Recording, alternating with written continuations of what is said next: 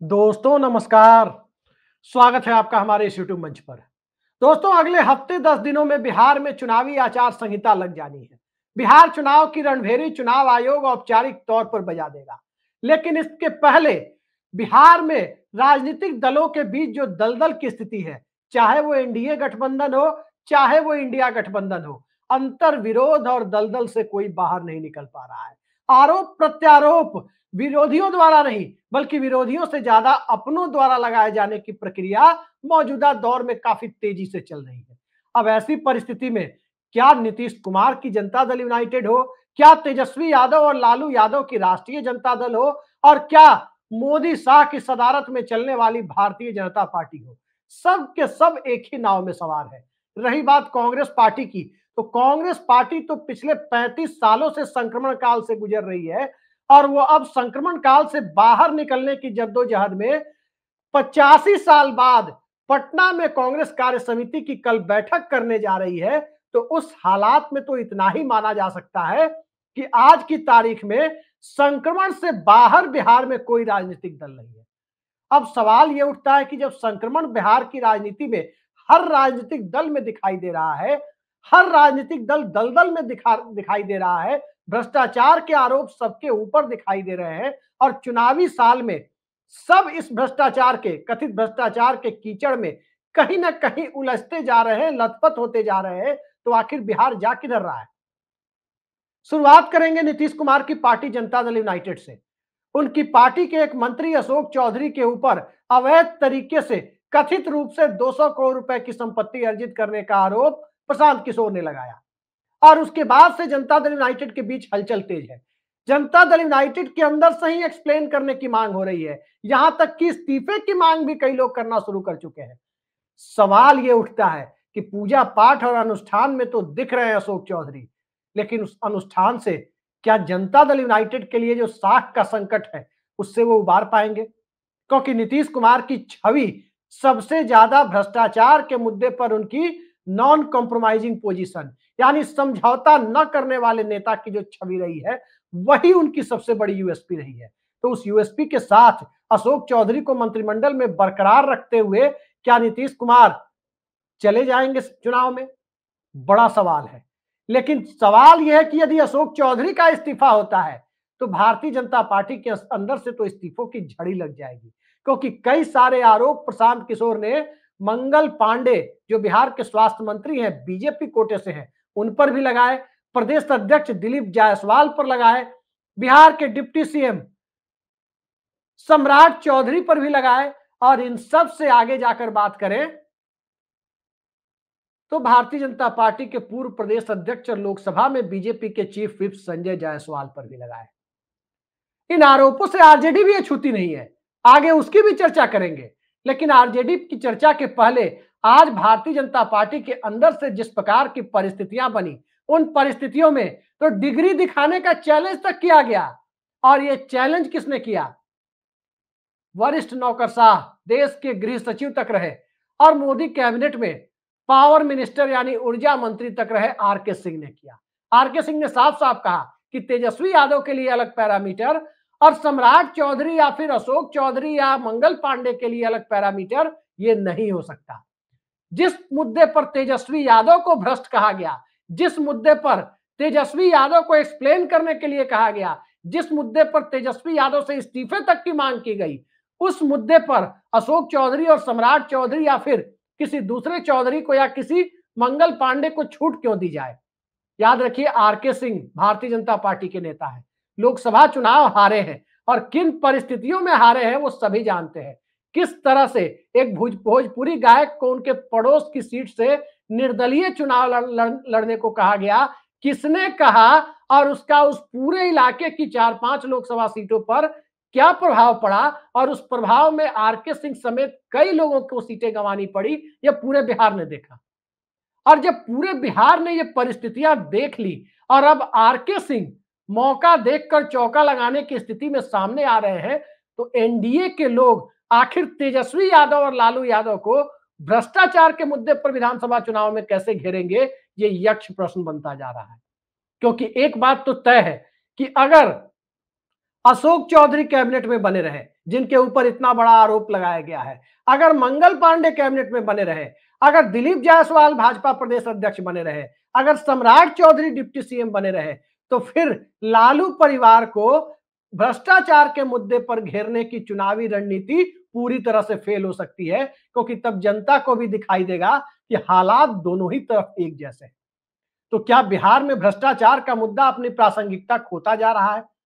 ये बड़ा सवाल है, क्योंकि भ्रष्टाचार का मुद्दा यदि प्रासंगिकता खो देता है तो राष्ट्रीय जनता दल के खिलाफ एनडीए गठबंधन के पास जो एक बहुत बड़ा पॉलिटिकल मास्टर स्ट्रोक हुआ करता था, वो पॉलिटिकल मास्टर स्ट्रोक हाथ से छिनता हुआ दिखाई दे रहा है। प्रशांत किशोर ने हालात तो ऐसे बना भी दिए हैं, लेकिन सवाल उठता है कि उस मास्टर स्ट्रोक का फायदा क्या राष्ट्रीय जनता दल ले पाएगी? चला राष्ट्रीय जनता दल की परिस्थितियों को भी देखते हैं। राष्ट्रीय जनता दल के अंदर राजद के कई लोगों से मैंने ऑफ द रिकॉर्ड बात की तो कई बातें सामने आई। राष्ट्रीय जनता दल के अंदर कहा जा रहा है कि एक अमर सिंह के नए अवतार आ गए हैं। अमर सिंह आप सभी जानते हैं, भला आधुनिक भारत में जिसकी राजनीति में रुचि हो या न हो, वो अमर सिंह को जरूर जानता होगा। अमिताभ बच्चन के साथ अमर सिंह दिखते थे, अनिल अंबानी के साथ अमर सिंह दिखते थे, फिल्मी पार्टियों में अमर सिंह दिखते थे, फिल्मों में कई बार छोटे मोटे रोल में अमर सिंह दिखते थे, और सियासत के खेल में न्यूक्लियर डील के वक्त जॉर्ज बुश से लेकर मनमोहन सिंह के साथ तक अमर सिंह दिखते थे। सहारा के साथ भी अमर सिंह दिखते थे, लेकिन वही अमर सिंह समाजवादी पार्टी में एक समय में बेसहारा हो गए थे। तो क्या राष्ट्रीय जनता दल के अंदर पूरा परिवार किसी कथित अमर सिंह की वजह से बेसहारा हो गया है? राजद के अंदर एक चर्चा बहुत तेज है कि राजद के एक राज्यसभा सांसद है, हरियाणा से आते हैं, नाम है संजय यादव। खुलकर कोई नहीं बोल रहा, लेकिन अंदर खाने कई लोग कह रहे हैं कि पार्टी के अंदर उनकी बढ़ती भूमिका से पार्टी में कईयों को परेशानी है। रोहिणी आचार्य का पोस्ट, लालू यादव की बेटी जिन्होंने उन्हें किडनी डोनेट की, किडनी देकर लालू यादव की जिंदगी बचाने का काम किया, वो रोहिणी आचार्य का पोस्ट यदि आप देखें तो कई तरफ इशारा करता हुआ दिखाई देता है, आखिर बिहार की सियासत जा किधर रही है। संजय यादव के बारे में जब कई सारे लोग नकारात्मक बातें करते हैं तो कुछ सकारात्मक बातें करनी जरूरी हो जाती है, क्योंकि नकारात्मक बातों के लिए हमारे पास एविडेंस नहीं है, सबूत नहीं है। हाँ, राष्ट्रीय जनता दल के लोगों की जो बातचीत है, या जिस तरह के इशारे हैं, या जिस तरह से लालू परिवार में घमासान की खबरें हैं, वो एक सबूत के तौर पे यदि रखने की कोशिश कुछ लोग करें, फिर भी हम उन्हें सबूत के तौर पर नहीं ले सकते। लेकिन यह सत्य है कि संजय यादव ने राजद का कलेवर बदलने के लिए, राजद को एक अलग तरीके से नए जनरेशन के साथ उसके तार जोड़ने के लिए जो कोशिशें शुरू हुई, उसमें एक योगदान जरूर दिया है। वो प्रत्यक्ष तौर पर सबको दिखता है। जैसे पढ़ाई, दवाई, कमाई का मुद्दा पिछले विधानसभा चुनाव में, उसके पीछे संजय यादव को बताया गया कि संजय यादव ने राजद का कलेवर बदलने की दिशा में जो कोशिश की, एक ट्रांसफॉर्म्ड लालू परिवार, एक नए कलेवर वाला लालू परिवार और नए कलेवर वाले तेजस्वी यादव को सामने लाने की कोशिश की, उसके पीछे संजय यादव की भूमिका से भी इनकार नहीं किया जा सकता। खैर, एक व्यक्ति के कई पहलू होते हैं, व्यक्तित्व के कई पहलू होते हैं। कोई पहलू कहीं बहुत कारगर होता है, तो कोई पहलू इरिटेटिंग यानी बहुत ज्यादा अलग परिस्थितियों को निर्मित करने वाला होता है।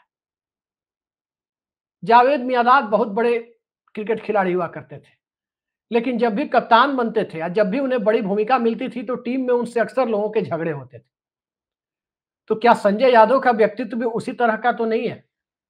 संजय यादव से मैं कभी मिला नहीं, मैं उनके व्यक्तित्व से कभी परिचित नहीं हूं, लेकिन राष्ट्रीय जनता दल में संजय यादव को लेकर घमासान की स्थिति है, यह बात सत्य है।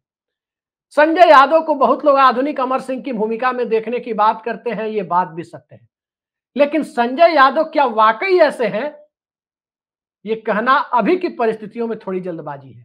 इतना जरूर है कि राजद के अंदर जो घमासान है, चुनावी मौके पर वो घमासान कहीं ना कहीं पार्टी के लिए आदर्श स्थितियों को उत्पन्न तो नहीं कर रहा है, पार्टी की चुनावी संभावनाओं को चाहे कम या ज्यादा, पार्शियली या टोटली, कहीं ना कहीं वो नुकसान पहुंचाने की स्थिति में इस विवाद की वजह से जरूर लेकर जा रहा है। अब राजद की परिस्थितियों को हम देख रहे हैं, राष्ट्रीय जनता दल गठबंधन के अंदर गांठें खोलने में लगा हुआ है। सीट शेयरिंग कैसे हो, मुकेश सहनी की डिमांड कैसे पूरी हो, कांग्रेस पार्टी जो क्वालिटी सीटें मांग रही है उन क्वालिटी सीटों के मुद्दे पर कांग्रेस पार्टी के साथ कैसे डील किया जाए। और जैसे अखिलेश सिंह के जमाने में उनके प्रदेश अध्यक्ष रहते हुए कहा जाता था कि कांग्रेस पार्टी राजद की जेब में है बिहार में, इस मानसिकता से कांग्रेस के लोग भी कहीं ना कहीं प्रभावित दिखाई देते थे। उस मानसिकता से भले ही वो जेब में रही हो या नहीं रही हो ये अलग बात है, लेकिन उस मानसिकता से कैसे निकाला जाए, इस चुनौती को लेकर के प्रदेश प्रभारी कृष्णा अल्लावरू और प्रदेश अध्यक्ष राजेश राम लगे हुए। तो कांग्रेस अपनी तरफ से जद्दोजहद कर रही है। कल कांग्रेस पार्टी की राष्ट्रीय कार्यकारिणी की पटना में बैठक होगी, राष्ट्रीय कार्य समिति की, सीडब्ल्यूसी की। तो कार्य समिति की बैठक के लिए स्वाभाविक है कि मल्लिकार्जुन खड़गे भी होंगे तो राहुल गांधी भी होंगे, प्रियंका गांधी भी होंगी तो केसी वेणुगोपाल भी होंगे, और इनके साथ साथ सोनिया गांधी के भी पटना पहुंचने की चर्चा है। पूरी कांग्रेस कार्य समिति जब पटना में बैठेगी तो स्वाभाविक है कि बॉडी लैंग्वेज कांग्रेस पार्टी की एक बदली बदली होगी।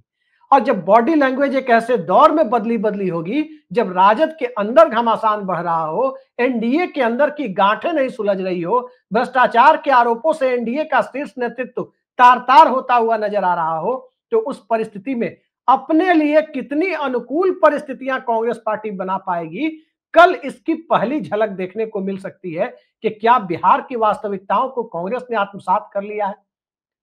बिहार का चुनाव बिहार के मुद्दे पर लड़ा जाए या बिहार का चुनाव राष्ट्रीय मुद्दे पर लड़ा जाए, ये एक अलग पहलू है। प्रशांत किशोर बिहार के चुनाव को, बिहार के मुद्दे को लेकर पूरे बिहार के गांव गांव पहुंच चुके हैं, लेकिन यह बात सत्य है कि प्रशांत किशोर के पास इतने वोट नहीं है कि वो अपने वोटों के साथ बिहार के चुनावी नतीजों को सीटों में कन्वर्ट कर सके, वो अपने मिलने वाले वोटों को नतीजों में बदल सके। वो रन तो बनाएंगे, जीत नहीं दिला पाएंगे, विकेट तो लेंगे, लेकिन वो विकेट क्लीन स्वीप वाला विकेट नहीं होगा, बल्कि उनके वोट, उन्हें मिलने वाले वोट बिहार के चुनावी नतीजों को काफी हद तक प्रभावित करेंगे। ये बात भी सही है। अब सवाल उठता है कि प्रशांत किशोर ने मुद्दा तो बना दिया, पलायन बहुत बड़ा मुद्दा है। लोगों के घरों की छत पर पीपल जम रहे हैं, पलायन की वजह से घरों की मरम्मत और पुताई कराने वाले लोग घर में नहीं है। ये हालात बिहार के अंदर बने हुए हैं, ये बिहार का सबसे बड़ा शाश्वत सत्य है। और जब प्रशांत किशोर ने इसे मुद्दा बना दिया तब सवाल ये उठता है कि तेजस्वी यादव और नीतीश कुमार, इन दोनों के बीच जो बिहार की सियासत अभी फंसी हुई है, नीतीश कुमार अलग तरीके से सॉल्यूशन दिखा रहे हैं जिसमें कोई सॉल्यूशन नहीं है, तेजस्वी यादव सॉल्यूशन पेश नहीं कर पा रहे हैं, प्रशांत किशोर सॉल्यूशन पेश करने का दावा कर रहे हैं, और कांग्रेस पार्टी कल क्या करेगी उसी से दिखाई देगा कि कांग्रेस पार्टी कितना इसका समाधान पेश कर पा रही है।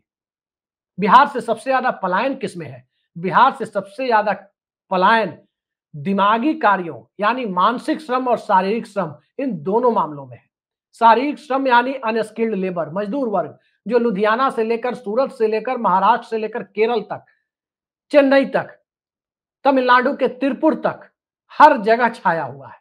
वहीं मानसिक श्रम की बात करें तो इस देश की किसी भी आईटी सेक्टर के बड़े आईटी हब में चले जाएं, चाहे आप बेंगलोर चले जाएं, चाहे आप पुणे चले जाएं, चाहे आप हैदराबाद चले जाएं, चाहे आप गुड़गांव नोएडा चले आए, हर जगह की परिस्थितियों को आप देखें तो साफ साफ दिखाई देगा कि तकरीबन 1/3 के करीब इस देश के आईटी सेक्टर में बिहार के लोगों का श्रम लगा हुआ है। बिहार के लोग मेहनत कर रहे हैं, बिहार के लड़के मेहनत कर रहे हैं, छोटे छोटे आईटी सेंटर पर, इंदौर जैसे शहरों में भी बिहार के आईटी प्रोफेशनल और सॉफ्टवेयर इंजीनियर वहां काम कर रहे हैं। तो इनका पलायन, शारीरिक श्रम करने वाले और मानसिक श्रम करने वालों का पलायन कैसे रोका जाए? इतना तो तय है कि बिहार में शारीरिक श्रम करने वाले लोगों का पलायन रोकने के लिए कम से कम अगर दिन रात मेहनत की जाए तो 10 साल से कम नहीं लगेंगे। लेकिन मानसिक श्रम करने वाले जो आईटी सेक्टर में और दूसरी जगह काम कर रहे हैं, उनका पलायन रोकने के लिए 2 साल काफी है, यदि सरकारों के पास इच्छा शक्ति हो। बिहार के अंदर कोई बेंगलोर, हैदराबाद, पुणे और गुड़गांव जैसी आईटी सिटी बनाने की इच्छा शक्ति नेतृत्व के पास हो तो वो रोका जा सकता है। कल कांग्रेस पार्टी की कार्य समिति की बैठक होगी, उसके बाद बहुत सारी चीजें आपके सामने आएंगी कि क्या वाकई कांग्रेस पार्टी के पास ऐसा कोई विजन है कि पलायन रुक जाए, कांग्रेस के पास ऐसा कोई विजन है कि बिहार की प्रति व्यक्ति आय बढ़ जाए, क्योंकि नीतीश कुमार ने पहले 5 सालों के दरमियान जो रफ्तार पकड़ाई बिहार को, उसके बाद नीतीश कुमार की नीतियां भी बिल्कुल उसी घिसी पिटी लकीर पर चलती हुई नजर आई कि किसी को किसी सम्मान निधि के नाम पर 400 से बढ़ाकर 1100 दे दो, किसी को 2000 रुपए महीने देना शुरू करो, यानी पैसे दो वोट लो की जो नई रणनीति डीबीटी यानी डायरेक्ट बेनिफिट ट्रांसफर के नाम पर चल रही है, उसी रटी रटाई लकीर पर नीतीश कुमार चलकर वोट लेने वाली रणनीति पे भरोसा रखते हैं, जिस रणनीति पर नरेंद्र मोदी और उनकी भारतीय जनता पार्टी मध्य प्रदेश से लेकर महाराष्ट्र तक चलती नजर आई है। रमन सिंह चलते हुए नजर आए छत्तीसगढ़ में 15 सालों तक, नवीन पटनायक चलते हुए नजर आए। कोई भी बिहार के अंदर बिहार की परिस्थितियों को लेकर किस प्रकार से आगे बढ़ेगा यह दिखाई नहीं दे रहा। कांग्रेस से लोगों को उम्मीदें हैं, कल दिखता है कि कल दिख जाएगा कि कांग्रेस पार्टी करती क्या है।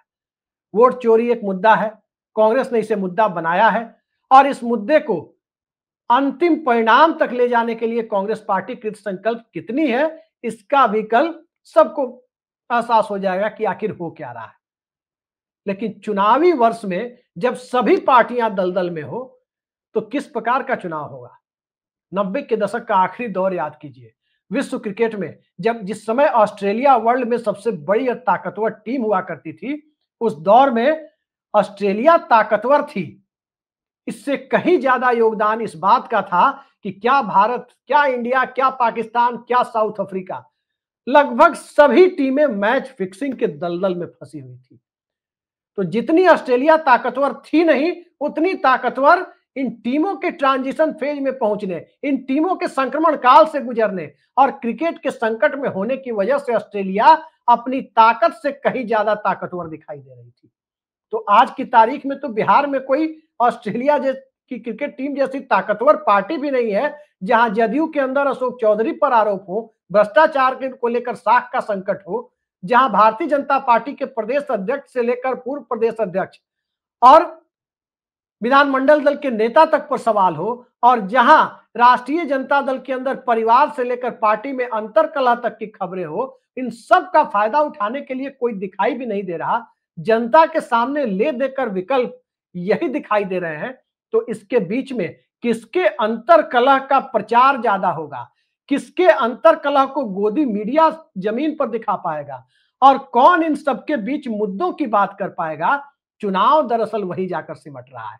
और बिहार का चुनाव है तो जाति और जातीय समीकरण से दूर नहीं हो सकता। बिहार का चुनाव है तो बिहार के चुनाव में सांप्रदायिक रंग देने के बावजूद सांप्रदायिकता अपनी जड़ें उस तरह से जमा नहीं सकती। और बिहार का जब चुनाव सामने आता है तो इस बिहार के चुनाव में पैन बिहार नैरेटिव सेट करना 2010 और 2015 के चुनाव को अपवाद मान ले तो ये किसी के बूते की बात दिखाई नहीं देती। 2010 में प्रो इनकम्बेंसी थी, नीतीश कुमार के 5 साल के कार्यकाल के ऊपर जनता को मुहर लगानी थी, मुहर लगाई गई। 2015 में नरेंद्र मोदी की ताकत के सामने आरक्षण बचाओ, आरक्षण की समीक्षा का मोहन भागवत का बयान बिहार के डोमिनेंट ओबीसी वर्ग, यानी जिसे ईबीसी को छोड़ दे तो जो ओबीसी वर्ग है, उस ओबीसी वर्ग को माइनॉरिटी और समाज के दूसरे तबकों के साथ जोड़कर एक 42% के एक ऐसे वोट बैंक में तब्दील करके ले गया जो बिहार के उस हालात में 3/4 वोट बहुमत दिलाने के लिए काफी था और भारतीय जनता पार्टी को, एनडीए को 1/4 से नीचे समेटने के लिए भी काफी था। आज के हालात में महागठबंधन के पास वोट है, लेकिन क्या वो नतीजों में बदल सकता है? आज के दौर में एनडीए के पास एक वोट है, लेकिन क्या नरेंद्र मोदी का गिरता हुआ ग्राफ और नीतीश कुमार की कथित रूप से गिरती हुई सेहत, क्या ये दोनों एनडीए के गिरते हुए ग्राफ को रोक पाएंगे? दलदल के बीच बिहार के गठबंधन ही नहीं बल्कि बिहार की जनता भी है। तो जनता के बीच का दलदल, जनता के बीच की विचित्र स्थिति, क्या दलों के बीच के दलदल और विचित्र स्थिति से ऊपर जाकर के बिहार में राजनीतिक भूमिका निभाएगी? देखते हैं, इंतजार करते हैं होता क्या है। लेकिन अगले 1-2 दिनों में कुछ बड़े राजनीतिक विकेट यदि गिरते हुए नजर आए, कुछ बड़े इस्तीफे होते हुए नजर आए, तो किसी को आश्चर्य नहीं होना चाहिए, क्योंकि चुनाव है तो इस्तीफे तो सत्ता पक्ष को लेने पड़ेंगे। क्योंकि जनता के बीच आखिर सबसे बड़ा जो वोट बटोरने का माध्यम एनडीए गठबंधन के लिए है वो क्या है? लालू परिवार को फ्रंट पर रखकर, सामने रखकर दिखाने की कोशिश। लेकिन क्या अशोक चौधरी को कैबिनेट में रखकर, सम्राट चौधरी और मंगल पांडे को कैबिनेट में रखकर, दिलीप जायसवाल को भारतीय जनता पार्टी के द्वारा प्रदेश अध्यक्ष पद पर बरकरार रखकर, खासकर प्रशांत किशोर के आरोपों के बाद, क्या यह संभव है कि लालू परिवार के ऊपर आरोप लगाने की स्थिति में एनडीए गठबंधन हो और जनता उस पर एतबार कर ले? स्वाभाविक रूप से नहीं है। और जब स्वाभाविक रूप से यह स्थिति बन रही है, तो देखते जाइए बिहार की सियासत में अभी किस तरह का नया नैरेटिव सेट करने की जरूरत है। याद रखिए, ये बिहार है। बिहार में मध्य प्रदेश और महाराष्ट्र की तरह सिर्फ पैसे बढ़ा देने से, डायरेक्ट बेनिफिट ट्रांसफर के नाम पर लोगों के खाते में पैसे भेज देने से यदि चुनाव जीते जाने होते, तो बिहार की राजनीति में बहुत कुछ हो सकता था। यहां जाति का फैक्टर, जाति जनगणना के पहले जब इतना मजबूत था, तो जाति गणना के बाद कितना मजबूत है। और जो पैसा जिसके खाते में जा रहा है, उसके लिए अपना समीकरण, उसकी सीट का समीकरण महत्वपूर्ण है या पैसा ज्यादा महत्वपूर्ण है, ये बिहार को समझने वाले लोग बखूबी जानते हैं। क्योंकि यहाँ इलेक्शन के पहले जो कथित रूप से रात में पैसे बांटे जाते हैं, वो पैसे भी लोग लेते जरूर हैं। खासकर गरीब परिवारों के लोगों के बीच पैसे सिर्फ बिहार में नहीं, देश के हर हिस्से में बांटे जाते हैं, अघोषित तौर पर अनैतिक तरीके से बांटे जाते हैं। लेकिन दूसरे राज्यों में वो पैसे वोटों में तब्दील हो जाते हैं।